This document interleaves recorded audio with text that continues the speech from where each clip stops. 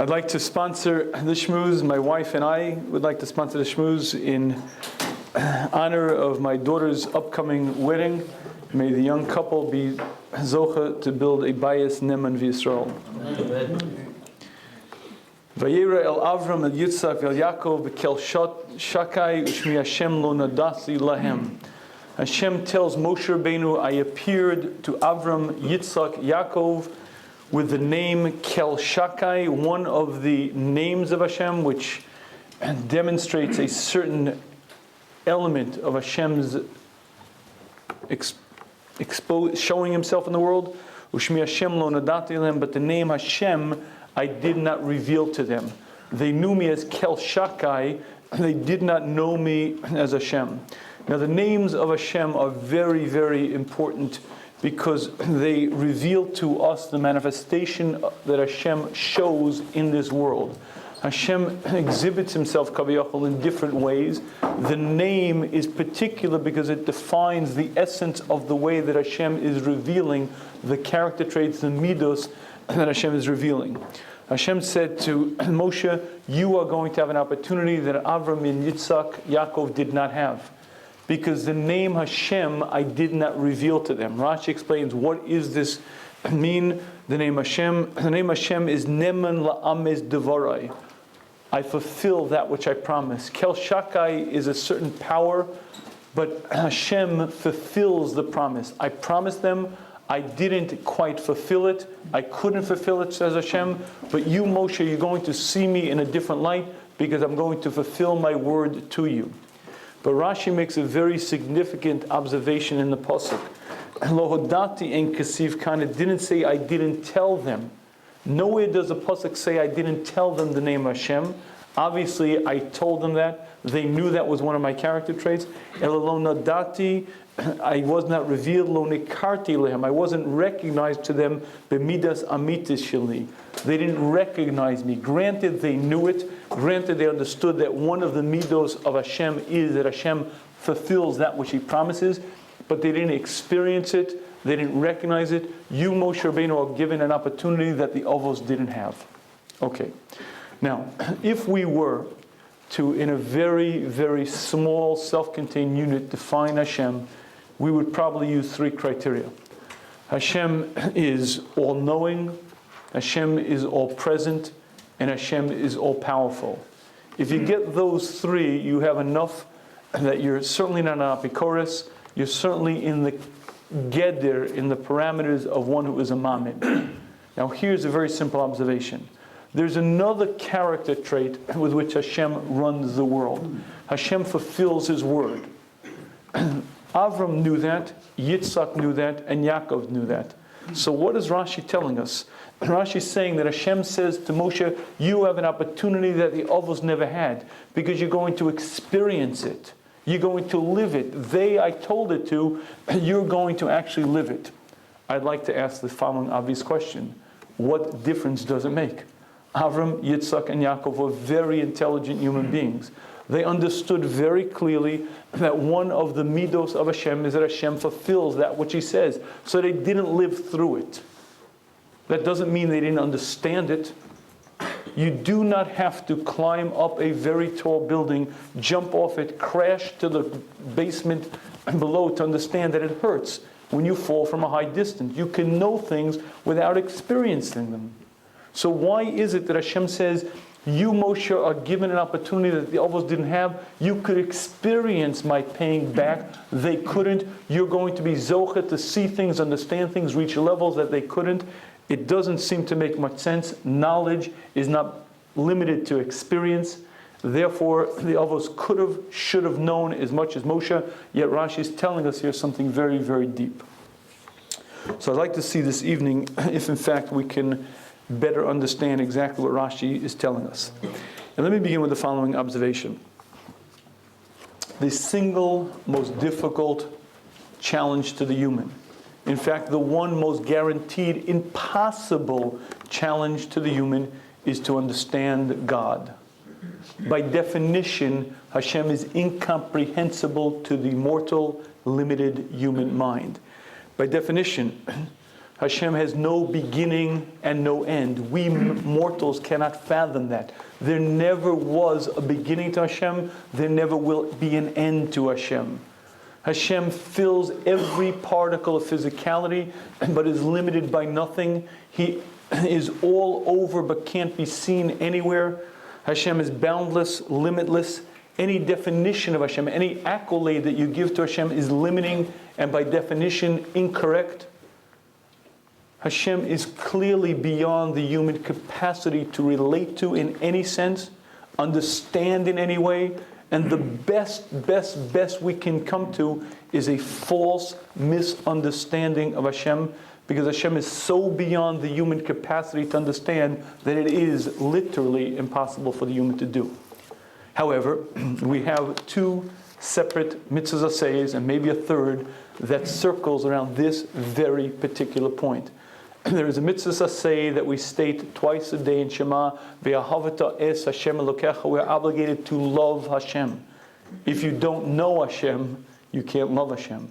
We're obligated to fear Hashem, ve'aresa me'elokecha. We're obligated to fear Hashem. If you don't know Hashem, you cannot fear Hashem. And we're obligated to serve Hashem.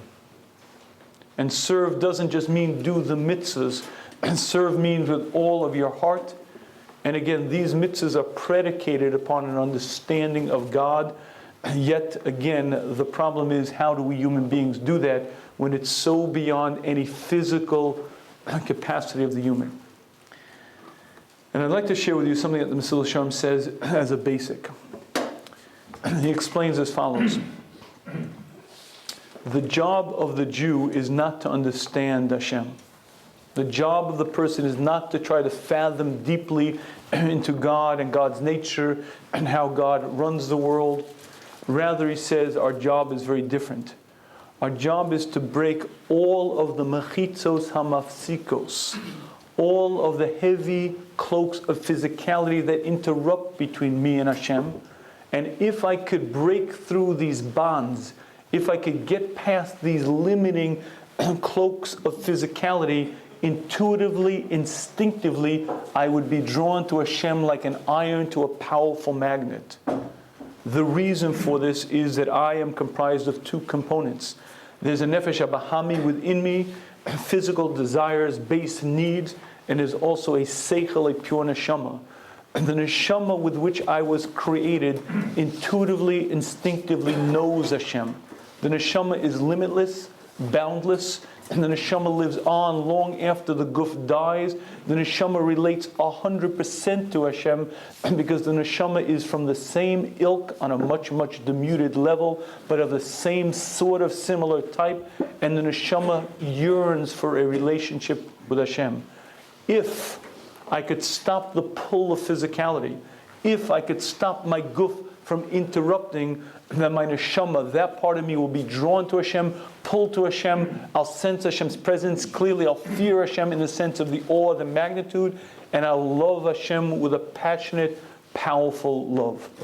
The work that we do, all of the work, all of the mitzvahs, focuses on making me more spiritual, stopping the mechitzos, the boundaries, the cloak of physicality, interrupting it so my pure neshama can reach out, I could relate to, be pulled after Hashem like that piece of iron to the magnet.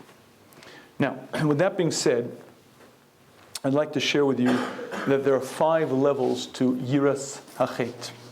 5 levels to this concept of yira, and I think each one of them, when we touch on them and we see the progression of them, we'll understand the human, and that's you and I, with a much greater clarity. Let me begin. And the very first level of yira is pure yiras hachet. If you'd like to understand yiras hachet, all you have to do is pass one of those signs that says electronic fence. Now, I don't really trust in them, because if there's a Doberman pincher in that yard over there and there's electronic fence, I still walk on the other side of the street because I'm not a big fan of modern technology. I believe deeply in base instincts, and I'm not 100% convinced that a German Shepherd or a different attack dog is going to be prevented and held back when he's really enraged. However, generally they work. An electronic fence is a rather simple device, A collar is placed around the dog's neck. There's a base transmitter somewhere in the house or wherever it may be that puts out a signal. That signal creates an artificial fence. There's a distance, whether it's 30 feet, 50 feet, whatever the end of the distance is, as long as the dog stays within those parameters, it's happy, it does what it wants. The minute it passes that certain line, an electronic shock goes off. It's known, it's taught where the line is. That electronic fence keeps it within a very particular boundary. Again, how much you rely on it depends on how much bitachon you have in modern technology, but it definitely works if you're the pet owner and you don't want your pet running into the street, etc. Okay. If you'd like to understand the basic level of Yiras HaChet, I think that's a very good parable. It's a very simple system. Knowing and understanding that for every action that I do, there will be recourse. For every positive action, I'll be rewarded. For every negative action, I'll be punished. I'm wearing an electronic collar, and every single action that I engage in, every thought, every dibur, is weighed, measured, and I will be rewarded or punished. It's very simple. So you may say, why is it that we ever sin? Why is it that we're not constantly doing mitzvahs all the time? The dog stays exactly where it should. Why is it that the human tends to stray? The answer is because if we literally had electronic collars around our neck, there would be no bechira. If every time a human being sinned, he would get zapped min hashamayim, there'd be no growth, no challenge, no free will, and no reason to exist. You see, Hashem complicated the issues a bit. What happens is there's nothing immediately that happens to me when I eat the pork sandwich, when I drive my car on Shabbos. There's no zap, there's no lightning bolt, there's no tss sound. And therefore, there is a major challenge. You see, there's a full half of my personality that denies the existence of this electronic collar. And there's a full half of me that says there never will be a day of reckoning. There is no such concept as reward and punishment, besides which I'll be forever young. The current state will never change. My nefesh abahami, fully 50% of the I, screams out, there is no reward, no punishment. The behema can only see that which is goloi umiyad, that which is revealed and immediate, and punishments well off in the future it cannot see. The real system of schar v'onish is not in this world. Make no mistake, a tzaddik will have a much better life than will a rasha. Number one, he's satisfied, he's happy. Number two, Hashem takes care of him, but that's not the reward and punishment. Schar mitzvah b'hayal maleka, the real reward for mitzvahs is not in this world. Hashem will grant a tzaddik a better life because it's a good investment, so to speak. If the tzaddik has money, health, well-being, he'll better serve Hashem, so Hashem will give him a better life. But the actual reward is in the world to come. That's vastly, vastly far away. The behemoth side of me can't see it. There's no visible electronic collar. And the entire work in the first level of Yiras HaChet is understanding that every action that I engage in, I will answer for the good or for the bad. There is an electronic collar. It's on me, but the punishment or rewards are way, way into the future, and it requires an awful lot of work to make that real, to make that palpable, to make that something that I really feel so that it changes my behavior. That is the first level of Yiras HaChet. There's a second level of Yira. The second level of Yira is best described by something that I've mentioned before, but I believe bears repeating. I had a friend of mine in yeshiva who, his father was in chinuch, and he was a student of martial arts. He began, I think, in the 6th grade studying, and he was very diligent and very focused. And where he was, he started learning a particular style of karate. He learned the kicks, the punches, the stances. As it turned out, his parents moved, so he was there for 1 year, and he moved to another city. The only karate school in that other city was a different style. So he had to begin again. In the first style, he had reached the rank of yellow belt, but now in the new city, he had to start again. So now he began again, new stances, new kicks, new punches, and he also excelled very diligently. After a year, he got his yellow belt in the second style. As it worked out, he went to high school in a different city. Well, the city he was in, the only karate school, was also a third style. He had to begin again from the beginning. Again, new stances, new kicks, new punches. He advanced. He reached again a yellow belt in the third style. By the time he went into 10th grade, he switched yeshivas. By the end of his karate career, he had achieved the rank of yellow belt in 5 styles. A rank beginner. But he was diligent, very, very focused, and worked very, very hard. Had he spent the same amount of energy in one style, he would have been a black belt. Instead of being a rank beginner, he would have been a master. But because he was in this style, and that style, he attained the grand rank of yellow belt in 5 styles. And I think that that is a rather apt mushal for our lives. Every human being understands that you cannot take it with you. You could be very wealthy on this planet. You could have a tremendous amount of honor. You could live in a palatial manner and drive the fanciest cars, but when you're dead, it doesn't matter a key who's there. And not just that, every thinking person understands that which Mr. Sharm shares with us, and that is the rank in the world to come is only given out based on one criteria: how hard did you work? Not on your God-given talent, not on how smart you are, but based on the abilities and talents that were given to you. How much did you accomplish? That's the sole criteria, and each one of us will be pegged. Each one of us will be in a different position based on that one single criteria. How far did we go with the talents, the abilities that Hashem gave us? The reason that most people never quite accomplish their potential is because they end up becoming yellow belt in 5 styles. When they're young, they're a kid, all of their energy, all of the focus goes on playing basketball. That's where it's at. Playing ball, that's really what matters. When they get a little older, maybe their focus changes to being the most popular kid in the class. They get a little bit older and they spend all of their energy on the newfound thing called grades in school. Maybe they'll get a little bit older and they'll focus on their career. They spend all of their energy, all of their focus, everything on getting into the right college, getting into the right MBA program. They graduate and now all of their focus is on making more money. The focus then becomes a 401k.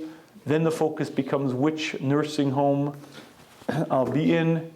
And they spend their life changing from focus to focus to focus, a yellow belt in 5 styles.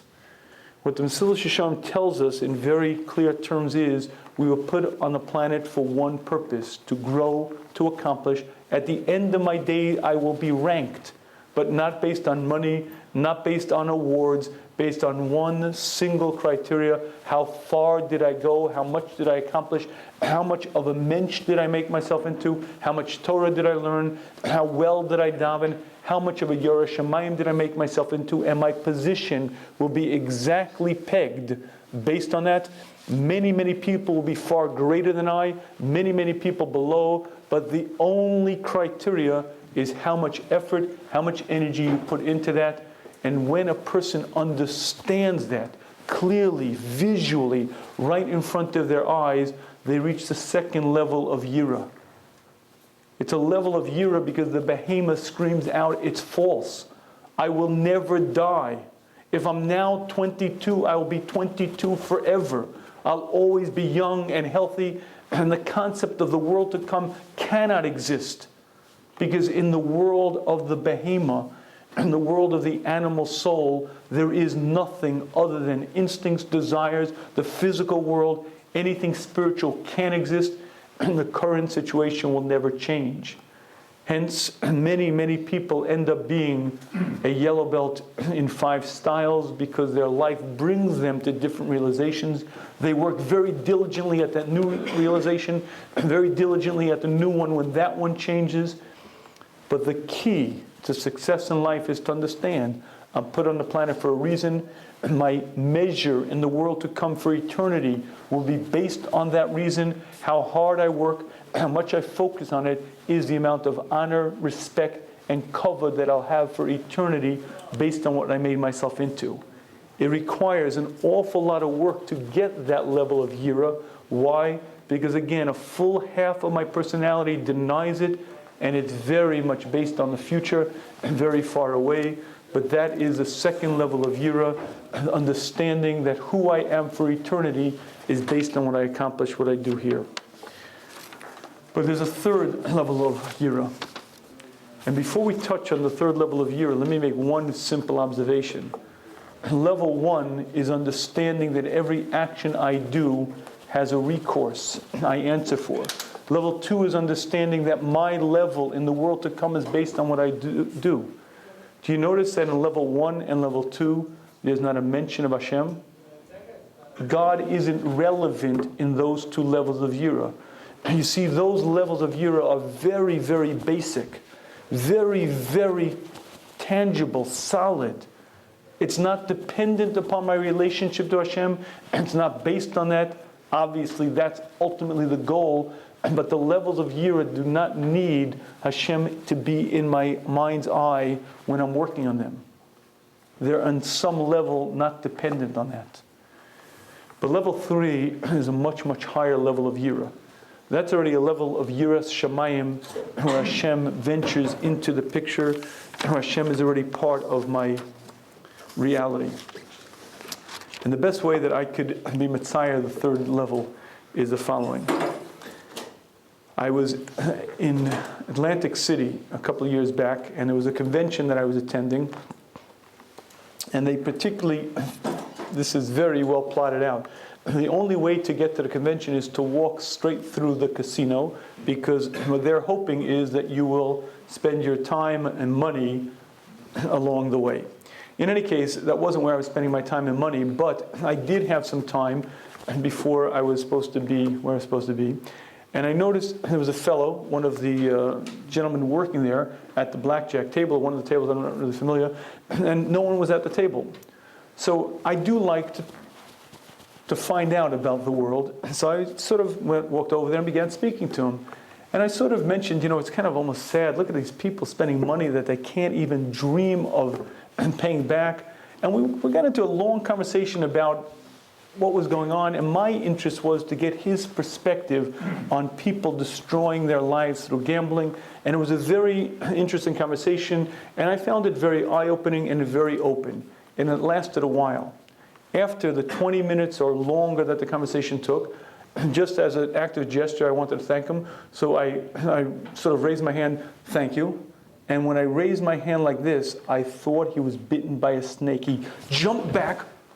I was like, I apologize, I'm sorry, I just wanted, he said, the eye in the sky.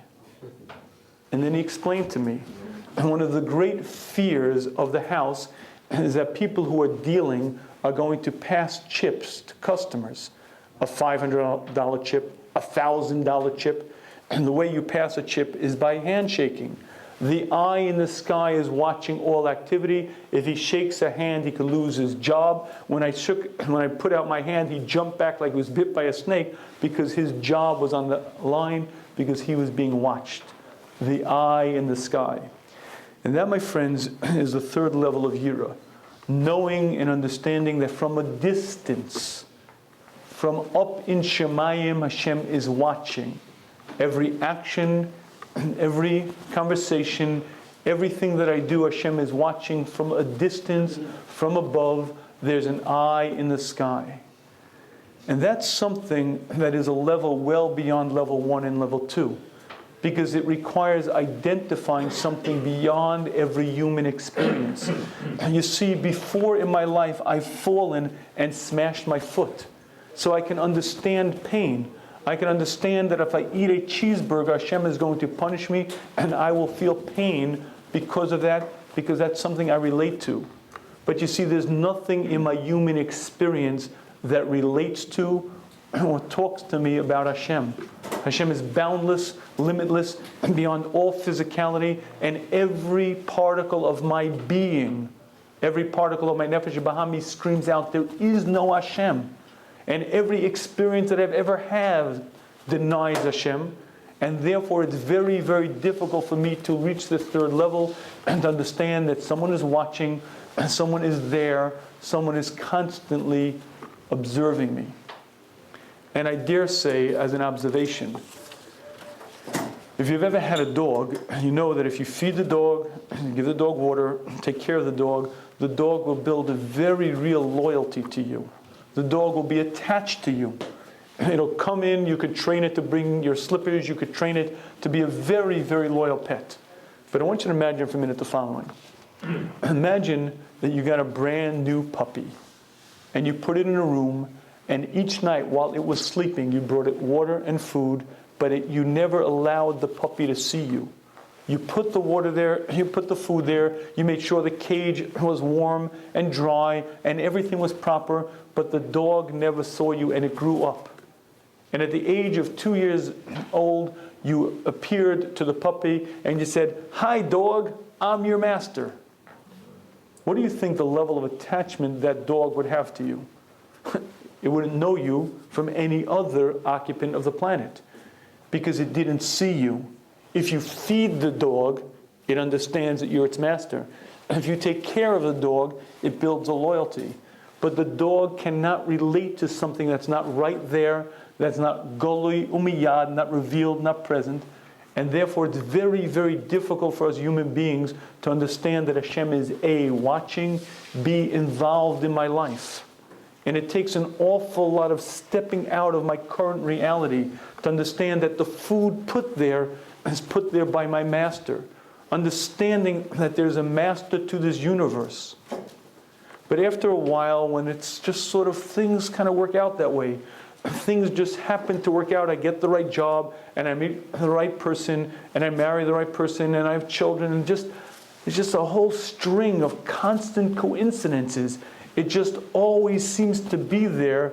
If the human being works on it, the human being can understand that there is a master running the ship. There's a master who's laying out each step, and even though I can't see it, even though my nefesh bahami screams it's not there, there's a part of me that could identify, understand, and relate to Hashem from a distance running my life. And that is the third level of Yira, where Hashem is already introduced and I already develop a certain relationship. I could appreciate that which Hashem does for me. I could recognize the chesed. I could thank Hashem. I can understand that Hashem takes care of me. Maybe even understand that Hashem loves me. Certainly understand the benefits that Hashem gives to me. And therefore on some level I develop a certain sense of ahava, of yira, or in the sense that if Hashem is watching me and constantly taking care of me, there's a majesty, there's a might, there's a power, a presence to Hashem. And I have a very different sense. I'm now in the category of one who is being yorei shamayim, fearing Hashem, loving Hashem. However, there's a fourth level to Yira. There's a fourth level to Yira, and the best way I could really be Messiah this is by an interesting technology which has developed of recent times. Most fire departments now have something called thermal imaging goggles, and it's a fantastic device. You see, there are two killers in a fire. There's the heat, but as equal to the heat is the smoke. And if firemen go into a burning building, they could have all the best apparatus in the world. They could have goggles and breathing tanks, and they can walk into smoke that would kill any other human. But how do you find the child hiding under the bed? The smoke is so thick. It's so cloudy, there's no visibility. You can see not even your hand right here in front of your goggles. So how do you find the survivors in this mess? These goggles, thermal imaging goggles, are something that's placed over the standard goggle, and they're sensitive to heat. But they're so sensitive to heat that they can detect a part of the building that's much hotter than the other. They could detect a part of the building that's cooler. And when the goggles are focused on the bed, If there's a child hiding under it, his body temperature is 98.6, the bed might be 60 degrees. There's an image of the child that's brought out. The fireman sees the outline of the child, rushes under the bed, grabs the child, takes him out to safety. It's a fantastic innovation. But you see, here's the ironic part of it. You have to shut off your vision. You cannot use your eyes. It's black, thick smoke. And if you rely on your eyes, if you trust your eyes, you're blind as a bat. When you put these goggles on, you're viewing things in a vastly different manner. You're viewing the thermal image, the heat that's translated, and you're fully aware that the child is there. If you lift it up, you're blind again, but you put them on, you see the child in a different vantage point. You see the image. I believe that's an apt mushal for the fourth level of Yira. There are times when you close your eyes in a Shemona Esrei and you're visibly, palpably, fully aware of Hashem's presence. Not way, way up there in Shemayim, not from a distance, but right here, present. I speaking to my Creator, right here. Hashem fills every particle of physicality. Mole kol ha'olam kulo ne'um Hashem. Hashem fills the presence of everything. And Hashem is right here. The problem is the behemoth side of me denies it. Chai v'kayam. The behemoth side of me screams out, it can't be. But if I put on my goggles, if I shut off my physical senses, but allow my neshama to be hypersensitive, I could sense the presence of Hashem, I could relate to Hashem, and I could speak to Hashem right here. And that is the fourth level of Yira, where it's not that Hashem watching from a distance, but Hashem right here in my life. 24/7, 365, as I open my eyes in the morning, as I close them at night, as I walk up the stairs, as I walk down the stairs, as I get in my car to drive, Hashem present right here. And my behemoth screams out, it's not true, but if I close my eyes and attune my sense, attune myself to the presence of Hashem, I can feel Hashem, I can know Hashem, and I'm reaching to a much greater level of Yira, a much greater level of Avas Hashem, because I'm aware. Not from far, far away in a distance, but I feel Hashem's presence right here. And when you reach a certain point in that Shemona Esrei, when you really feel Hashem's presence, it's a very different sense of awe that you have. However, there's a fifth level of Yira. There's a fifth level of Yira that goes well, well beyond any of these. And the best way I can illustrate the fifth level of Yira is something that Rabbi Dvidovitz or Shiva Ratchas had just told me this Shabbos. He told me that on Yom Kippur, in the Chazon Ish's Beis Medrash, the Chazon Ish had begun the Musaf Shemona Esrei, and he was davening that Shemona Esrei. Someone in the crowd, someone in the Beis Medrash, passed out. And it was a Shaila of Pikuach Nefesh. A human life, a Jew's life was in danger. Someone, recognizing the seriousness of the situation, went over to the Chazon Ish and had to ask, what do we do? So he walked over to the Chazon Ish knowing that this was Yom Kippur, knowing that he's in the middle of Shemona Esrei, but it's the right thing to do. And he walked over and he whispered in the Chazon Ish's ear to ask him the question. No response. Jew's life. He again whispers into the Chazon Ish, as a person who passed out, what do we do, Rebbe, what do we do? No response. He spoke. He said it in a voice. There's a Jew who passed out. What do we do? No response. He screamed. There's a Jew who passed out. No response. Finally, recognizing the fact that it's very, very serious, he grabbed the Chazon Ish by the shoulders and shook him. And the Chazon Ish went, what? What? He asked the Shaila and the Chazon Ish told him what to do. And I'd like to define what that moment really was. There's a halacha in Shulchan Aruch, Tzadik Ches, in halacha in Shulchan Aruch that says in that siman that when you daven, the ultimate level of davening is called hispashtus hagashmius, when you shed physicality, when you so almost leave this current existence that your body no longer holds you, no longer contains you. You almost, in a sense, go up to Shemayim. I'd like to answer for you a question which I'm sure you've asked or have heard asked.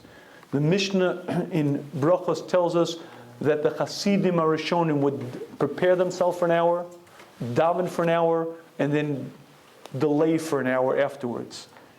Everyone understands why the Hasidim Arishonim would take an hour before they daven, because to reach a level of really recognizing that Hashem is present, and to reach a level of his pashtus agashmias, shedding the physicality, reaching a level of perception that I literally am speaking to Hashem right here, requires a lot of preparation. And if you've reached that level where you're literally speaking to Hashem right there, it's obvious why your Shemona Esrei is going to take an hour, because there's an awful lot to say, an awful lot to gain from that experience. But the question is, why did they take an hour afterwards? And the Nefesh HaChaim explains, Beis Yud Dalet explains why they took an hour after. He says, because there's such an awesomeness of that moment, such a powerful physical pleasure, and such a sublime, above human experience that they couldn't break away. The greatest pleasure that a human being can ever experience on this planet is dveikus, when the body no longer contains me, when I'm not limited, I'm not blocked, and I literally cling to my Creator. I experience Hashem's presence, and I feel the greatest pleasure that a human being ever can. Who wants to leave it? They would take an hour because they didn't want to come back to this existence. And when the Chazon Ish was in that state, he was in a different world. It wasn't even an issue that he understood that Hashem was present. He left. He went to some other dimension because he stopped the block of physicality. He shed the heavy cloak of his body, and he literally experienced Hashem in a level that's very different. And that is the fifth level of Yira, where a person really understands Hashem's presence. Two quick observations. The behema, the physical side of me, can sense no Yira. The physical side of me doesn't recognize anything spiritual, doesn't recognize anything beyond the here and now, therefore can never love Hashem, therefore can never fear Hashem. However, the next step is very critical to understand. Any minute amount of knowledge of Hashem perforce causes you to love Hashem, and perforce causes you to fear Hashem. And I'll explain to you why. You see, the only way you could know Hashem is by eradicating the effect of physicality, eradicating the effect of the behema. The way you know Hashem is by allowing that part of me that intuitively, instinctively knows that Hashem is present to come to the fore. And when I do that, I have a different sense of reality. I see Hashem, and I relate to Hashem, and I have such an ava. Hashem is the most beautiful and most illustrious, the thing that a human desires more than anything. And I have an awesome sense of yira because of the presence of Hashem. The more a person knows Hashem, automatically the more they fear Hashem. And it is impossible to know Hashem and not fear Hashem. You can know about Hashem. You could write books about God. But you cannot know Hashem without fearing Hashem, because knowing Hashem by definition means shedding the heavy cloak of physicality, relating to Hashem. The minute you relate to Hashem in a real sense, automatically you love Hashem, automatically you fear Hashem, and those are the two mitzvahs of Ava and Yira. And all of our avoda, everything we were put on this planet to do, everything we focus on, is shedding those heavy bonds of physicality, allowing that part of me that instinctively, intuitively fears Hashem to fear Hashem. Would you like to know what Yira is? Read the stories of the people who lived through 9/11. Read the story of a fellow who sees the Twin Towers coming down, the rubble, the powerful clouds of smoke. He has a laptop on his back and he starts running. He starts running and running, and he crosses the Brooklyn Bridge, and he runs for 3 hours without knowing where he's going. There is a moment in a person's life when they see things in such a vastly different way that their gripped by an otherworld fear, I'd like to share with you one thought. On Rosh Hashanah, or maybe on Yom Kippur, if you ever get a real eye glimpse at some minute amount of your Shemayim, I guarantee that you're going to have the following Hargasha. You're going to want to jump under the table and hide. Not because God's mean, not because God's got a big stick and He's going to punish me, beat me over the head, because the presence of Hashem is here. The great master creator of the heavens and the earth is right here, and you want to run under the table and hide because of the trepidation that you feel. And if you don't feel it, you don't know Hashem. If you don't feel it, you don't know Hashem is here. And the more that you know Hashem, the more that you feel it, the more aware you are of Hashem's presence, the more you feel Yira, and hand in hand, the more you feel a powerful drive to be close, to cling, to be davik to Hashem, because you see the beauty, you recognize the majesty, the glory of Hashem, and all you want to do is be close to your Creator. How does one do this? How does one shed the heavy cloak of physicality? There are 5 levels to Yira. All of them apply to us, mostly the first, maybe the second. The third, being aware that Hashem, at least in the distance, is watching us, is also Nageya. And maybe even the fourth. Every once in a while we could recognize that I'm literally speaking to Hashem. As I've mentioned before, that's Mesilas Yesharim's description of tefillah, having a conversation with Hashem. Just like I'm speaking to my friend, he may respond, he may not. That's what he defines as tefillah. Each one of those levels is Nageya. I don't know if we'll ever really get to the 5th level, but maybe we'll get eye glimpse, we'll get understandings. But all of them, in some sense, are applicable to us. And the question is, how do we reach those levels? How do we work on it? What's the system? What's the way to do it? And my friends, this really is the essence of our religion. It's the essence of our life. If you're ready, but you have to be ready to actually wake up and understand life, this is the core critical question. And there are 2 techniques. The first is very, very difficult, and the second is very, very easy, and you have to use both.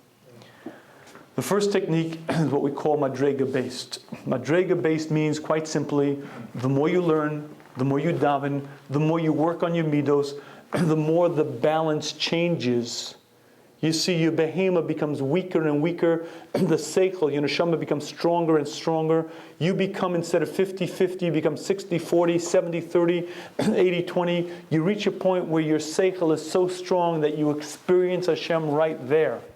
Because your seichel has been nisgaber, it's won out. The behema is weaker, and therefore you're able to sense Hashem. Level 1, 2, 3, 4, maybe even 5. You're beginning to change the essence of you. And that takes years and years and years of work. However, it's essential. The second way is a shortcut. In the Igeres HaMusar, Rabbi Yisrael Salanta shares with us the secret. He says, if you'd like the secret to how to jump madregas, how to jump levels, how to perceive Hashem in a way that you're not really ready for, he says, use your emotions.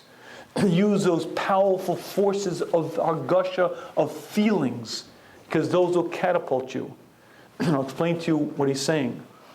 If you ever get angry, but I mean furious, red, angry, you have a very different sense of reality. I think differently, I feel differently, and I'm currently in a different place. So too, when the doctor says to you, son, I have some very bad news for you, and it's incurable, you have a very different emotional sense at that moment. At that moment you get it. I am vulnerable. I am mortal. I cannot will myself into existence, and I cannot cure myself. I am a creation, and I'm dependent upon my Creator. And when you feel that, when you feel that reality, you're now in a different place. because now you experience Hashem, now you're aware of your relationship, now you recognize that Hashem is the creator and Manhig, the one who runs the world, and in that moment you can jump madregas, because in that moment you see Hashem, you recognize Hashem, and you could catapult yourself. One of the great secrets to growth, says Rabbi Yisrael, is to use your emotions. Sometimes there'll be very, very bad events that happen, sometimes very great events, but when you feel something, whether it's happy or sad, you're in a different place, use that emotion, use that to catapult you to a new level, and if you do that often enough, you acquire that level. You grow in Yira, you grow in Ava, you change the essence of you. Both systems have to be used. And I believe that that's exactly the answer to the question what Rashi is saying.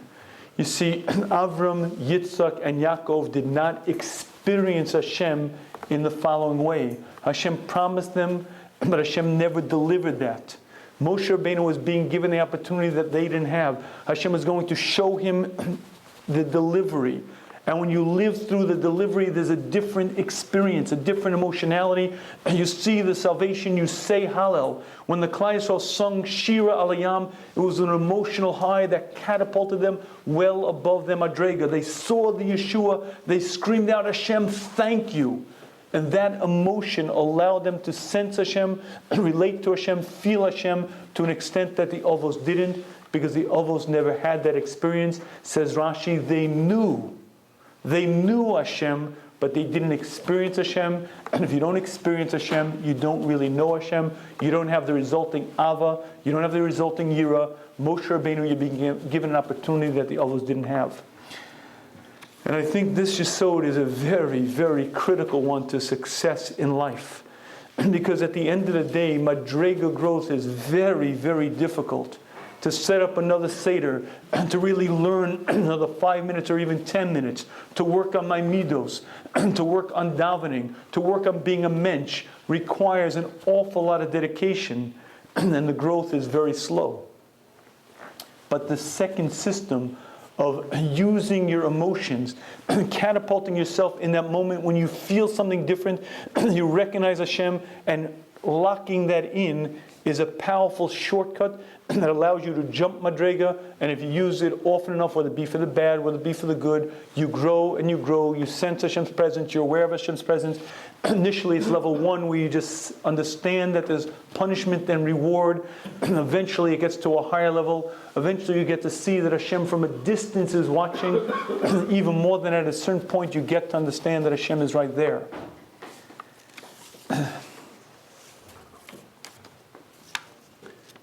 I'm very sensitive to not using this podium for political or personal gain. However, I would like to take one liberty.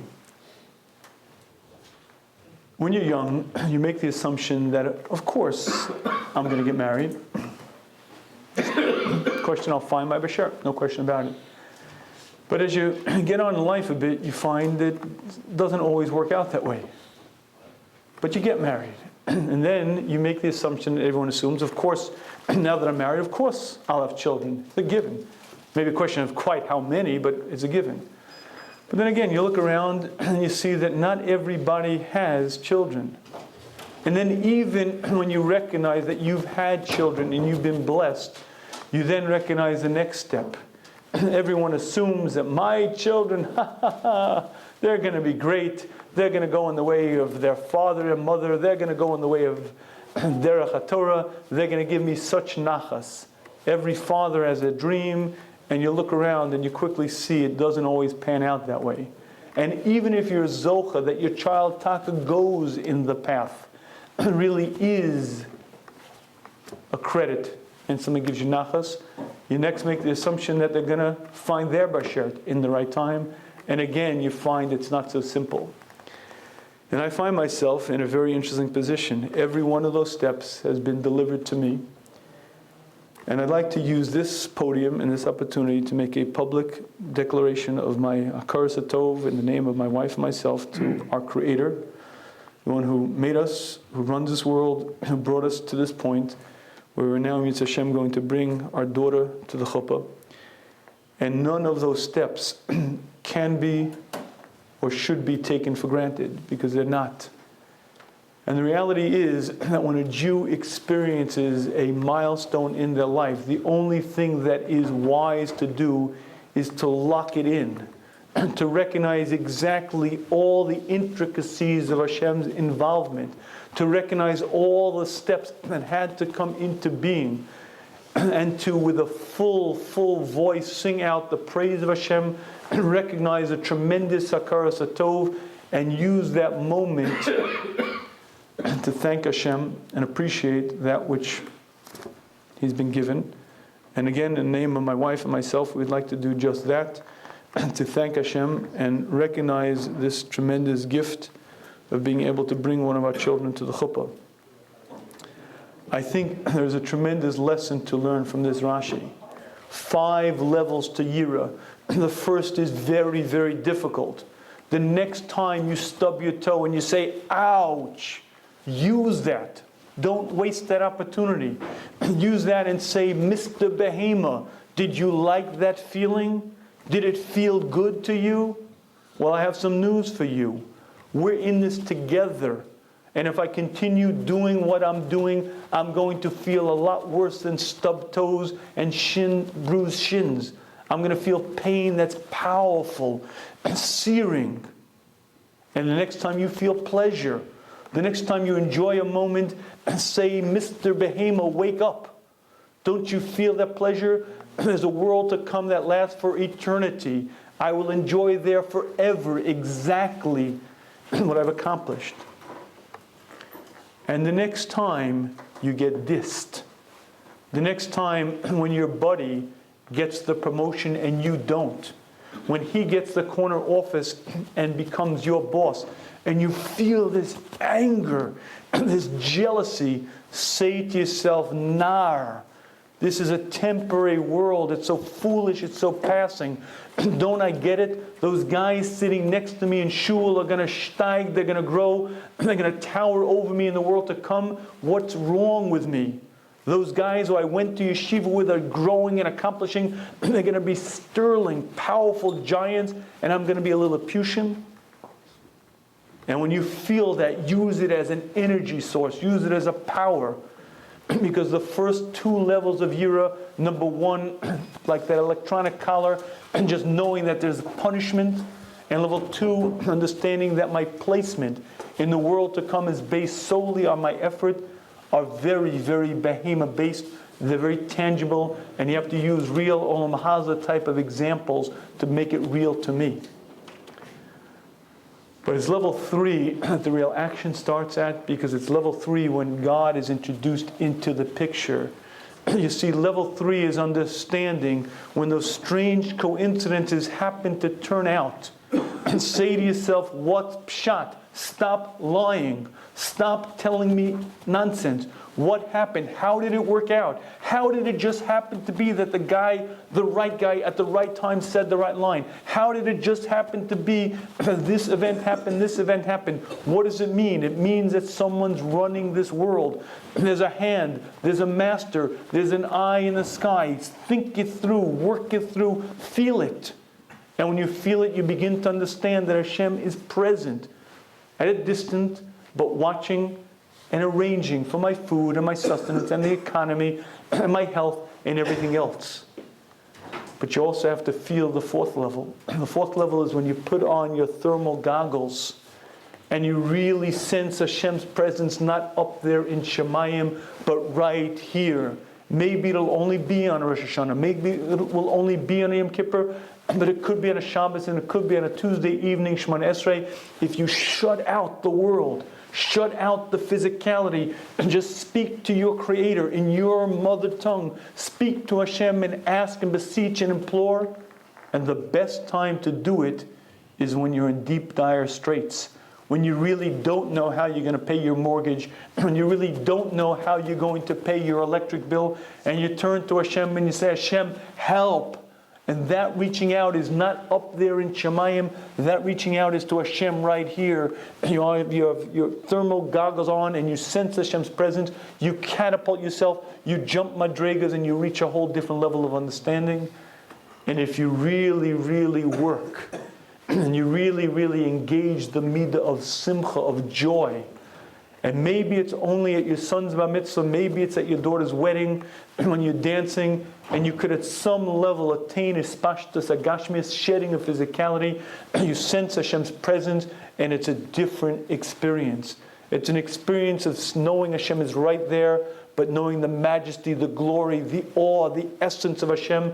And there's a powerful presence of Hashem, and you feel a trepidation that's mixed with a tremendous love, both emotions coexisting. As you sense this tremendous devekus and desire to be close, at the same sense you sense this yira. You've reached a madrega that very few people reach, but that's what we're obligated in, and that's what every Jew can reach, if you work on it.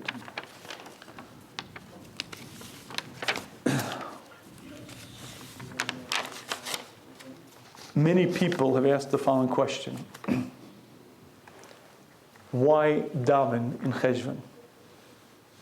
If I accept that Hashem decrees who will live and who will die, if I accept that Hashem decrees how much money I am to make on Rosh Hashanah and Yom Kippur, why daven in Cheshvan? And I'd like to close this Shmuz with an answer to that question. Previously, we've mentioned two other answers. The first answer is that's your ishtadlus. Meaning to say, let's assume for a minute that Hashem decreed that I will make $100,000 this year. There is an assumption implied in that. And that is, that's the amount of money I will make provided I do the correct ishtadlus. What is the correct ishtadlus is determined by me, the generation, the situation, various conditions, but at the end of the day, that amount of money is decreed provided that I do the proper ishtadlus. If I hear me'achrei pargud, Schaefer, you're going to make $500,000 this year, and I say, great, I'm taking the year off, I'm sleeping till 12 o'clock, I'm going to go hungry. Because that amount of money is decreed provided that I do the correct ishtadlus. One of the things of ishtadlus that a Jew is obligated in is something called tefillah. Tefillah is part of the ishtadlus system and part of the obligation of a Jew to ask. That's part of the ishtadlus system. So therefore, even though I understand that the amount of money I'm to make is set on Rosh Hashanah, part of my normal actions is davening. It's part of what I have to do. There's a second reason why we daven in the middle of the year. And the second reason is because sometimes, although it's difficult, sometimes you could change the decree. If on the previous Rosh Hashanah it was decreed that you will no longer live this year, you're given 6 more months and that's it, it is difficult, it is hard, but there are times when you can actually change the decree. And that's the second reason. And I'd like to present a third reason this evening, and part of the reason I'd like to present it is because I had the schus of hearing my future son-in-law speak this Shabbos, and he said over a vort that was powerful, powerful. Now my kids know, if they tell a story, if they submit an anecdote or a story to the Shmuz and it's used, they get $5. And my kids line up, they take out books and they take out all kinds of articles because they, Abba, is this? If it's used, they get $5. This is something I've never done before. A chazal present is probably worth $10. I don't know, I have to figure out afterwards what he gets for it. But he said over a chazal at the Shabbos table, I said, that's awesome. I have to use it. We'll have to discuss the momentous piece of it after. And the Pasuk in Bereshit says, Hashem prepared everything. Hashem created the world, the stars, the moon, the sun, and man. But the Pasuk says, L'chol esev hasadeh terem yitzmach. All of the grass of the field before it grew, it was stagnant. Hashem created the trees, Hashem created the grass, and they were frozen in time. They remained exactly where they were. Because Hashem did not make it rain. They were created, frozen, because the rain didn't begin. The entire cycle of growth had not begun. Why? Because man is not there to work the ground. Rashi explains on that pasuk, what does it mean? What does it mean man's not there to work the ground? Man is not there to recognize the good. Hashem created the trees, created the grass, froze it in time, waiting for man to come.